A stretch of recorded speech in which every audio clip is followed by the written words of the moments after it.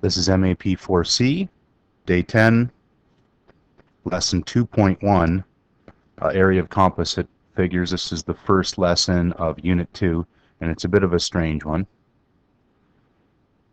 because most of the homework, most of the lesson and the homework will be you working with your classmates, remembering some of the skills from before.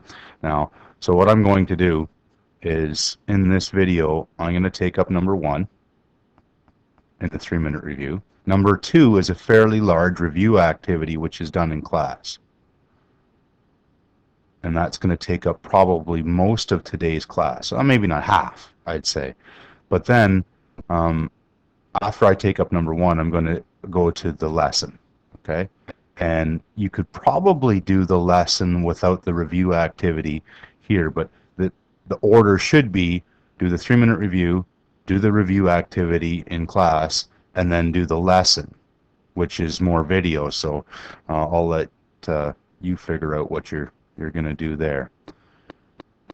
Number 1, find the perimeter and area of the triangle. Hopefully the first thing you notice in this one is that the units are all messed up, right? So we've got to make this one centimeters or this one inches, and it doesn't matter which one you choose. I'm going to make that inches just because we're so familiar with centimeters, and they're easy to convert centimeters to meters and all that business. Let's do centimeters to inches. So in the back of your textbook, it has all those facts, and of course if you have an app on your iPhone, then you could use it, I suppose. But this is the fact. 1 centimeter is 0.3937 inches, so then 24 centimeters is just 24 times that.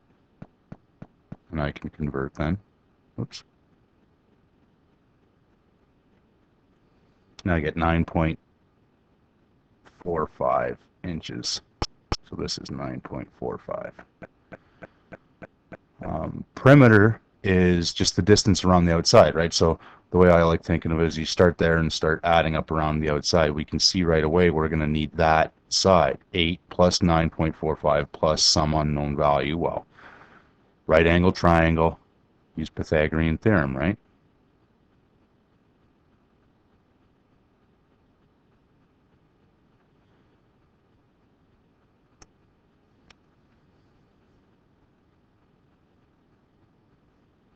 Oops. I just put that in my calculator in one step, actually.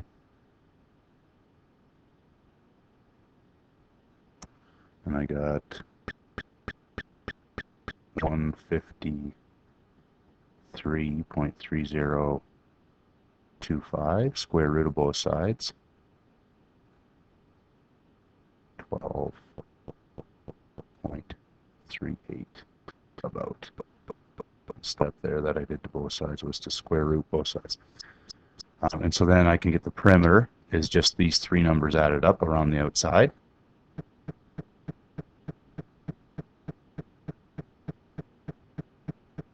And that gives me a total of 29.83 inches. And again, we kind of talked about this a few times. The textbook is going to be fine leaving it like that. I'll be fine with you leaving like that on a test, but in real life, we don't mix up decimals and fractions of inches. So, we kind of have to think of what's 0.83 as a fraction of an inch.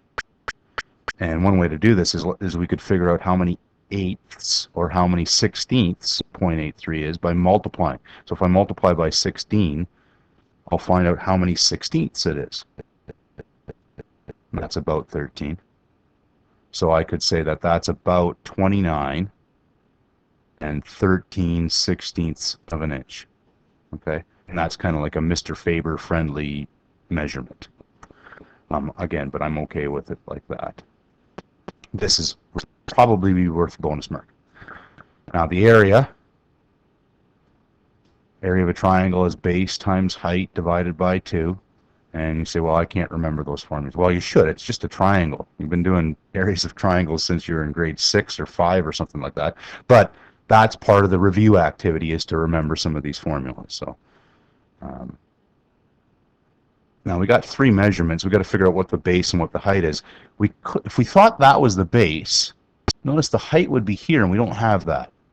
As long as we have the base and the height at 90 degrees to each other, then that's okay. So I could have this as the base and this as the height. One could think of taking this triangle and sort of rotating it so it's standing up like this instead, right? Where this is 8, this is 9.45, and then we don't care about that because it's not part of the area. So I'm going to have that as 8 inches. This says 9.45 inches, and away we go. All in one step on your calculator. 8 times 9.45 divided by 2. Now I got about 37.8 square inches. Square inches. Okay, that's it for the 3-minute review. Now, it's review activity time, so that I'll give you the instructions for that in class. Part of it will be to generate a formula sheet, and that's going to be the first part of the next lesson. So if you didn't get all the formulas for your formula sheet during the review activity, I'll have that in this video. Okay, so you should pause now.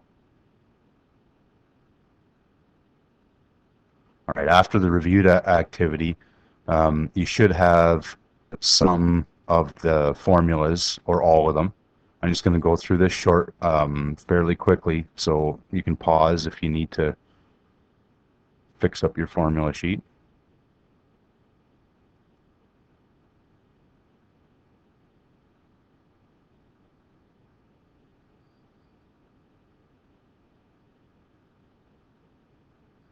Some pretty complicated formulas here, I suppose.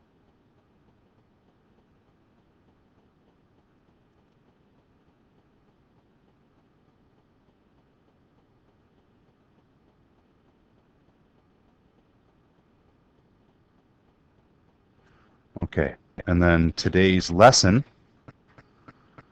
review of old stuff, but we'll see that the problems that we're solving in this one are actually fairly complicated. They feel like grade 12 problems because they're fairly several steps.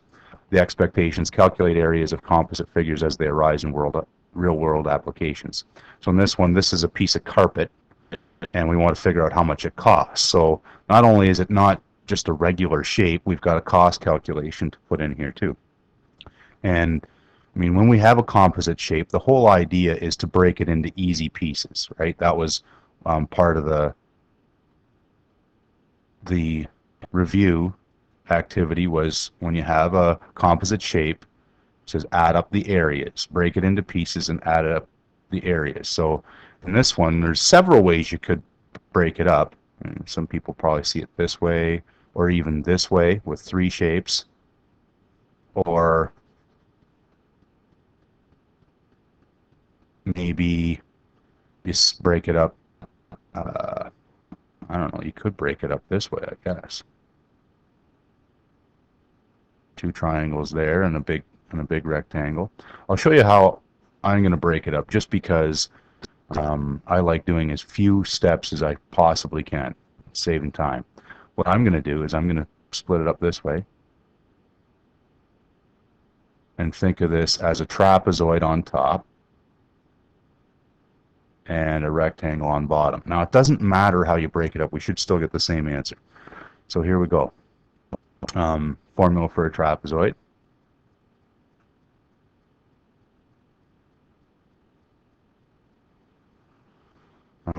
A and B are the 2 sides. And notice that our costs are in meters squared, so all of our measurements should be in meters probably. Here we've got 30 and 88, which is what, 118 centimeters, which is 1.18 meters. And then the height of the trapezoid is just this piece here. Well, if that's 1.5 and that's 50 centimeters. Well, 50 centimeters is 0.5 meters. The height's 0.7 for the trapezoid.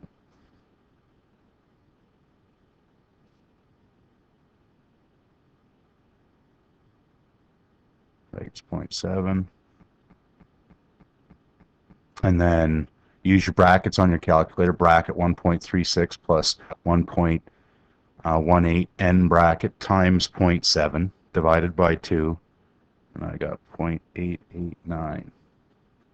That's in meters. And so the second area is the bottom rectangle. It's just a good old rectangle. And the length is 88 centimeters. Again, I want to change this to, even though this is in centimeters and this is in centimeters, it should be in meters so I can do my cost calculation. And I like doing that first before I find the area.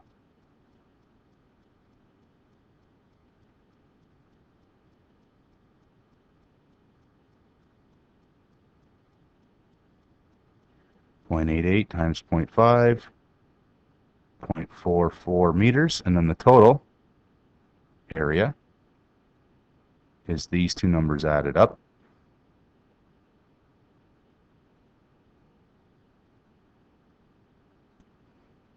.329 meters squared, and each meter squared costs 53 bucks, but this is how many meter squareds we need, so we're just going to multiply.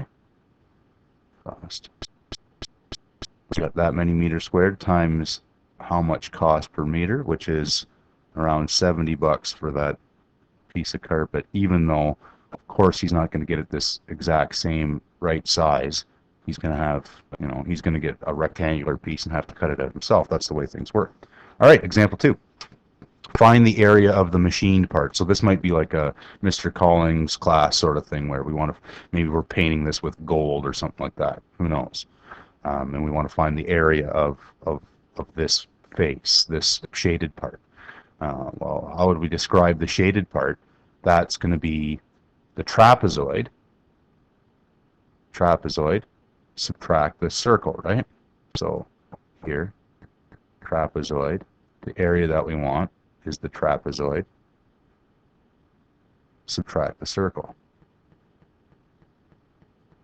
I'm going to do my work over here, then substitute in over here. So the trapezoid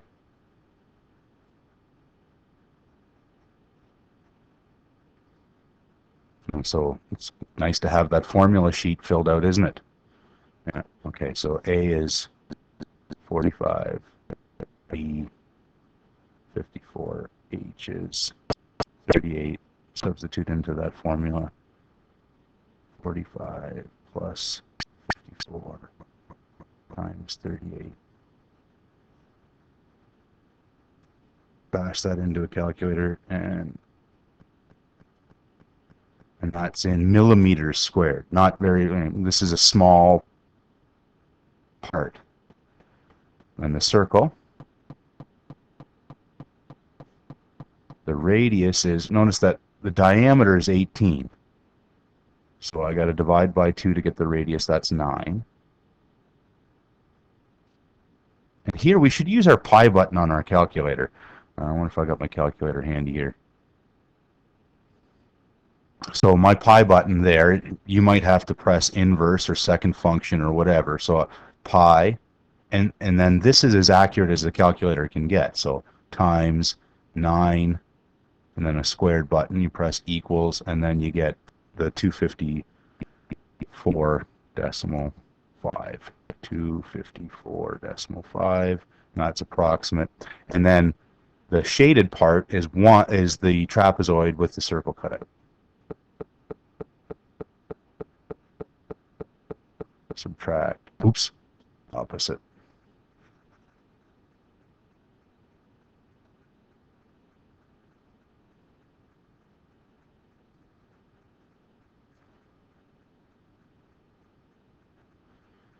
And jam that into a calculator, and you get 1626 decimal 5 millimeters squared. And we're going to leave it like that